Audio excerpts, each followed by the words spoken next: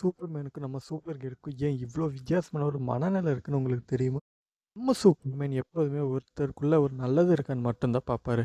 ஆனா நம்ம super girl நான் உண்மைய மட்டும் தான் பார்க்குறேன். அது தப்பா இருந்துச்சுன்னா தண்டிச்சுருவாங்க. நம்ம சூப்பர் கேர்ளோட உண்மையான நேம் என்னன்னா, காரா ஜோரல். அவங்களோட கதை பார்த்தீங்கன்னா, சூப்பர்மேன விட பல மடங்கு டார்க்.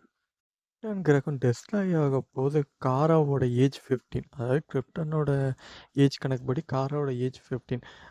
அவங்களோட கண் முன்னையே அவங்களோட மொத்த உலகமும் டெஸ்ட்ராய் ஆகுறது. அவங்களோட மக்கள், அவங்களோட பேரண்ட்ஸ் எல்லாருமே இறந்துட்டாங்க. ஆனா அவங்க பேரண்ட்ஸ் டெஸ்ட்ராய் ஆகறதுக்கு முன்னாடி சூப்பர்மேனோட பாட எர்த்துக்கு அனுப்பிருவாங்க. அந்த டைம்ல தான் காராவோட பாட் விண்வெளியில சிக்கிருச்சு. அந்த சிறிய குழந்தை ஏற்கனவே வளர்ந்து சூப்பர்மேனாக மாறிட்டாங்க. சூப்பர்மேனுக்கு அன்பான மனித குடும்பம் கிடைச்சுச்சு. சூப்பர்மேனுக்கு கிரிப்டனோட அழிவு எந்த விதத்துலையும் பாதிக்கல.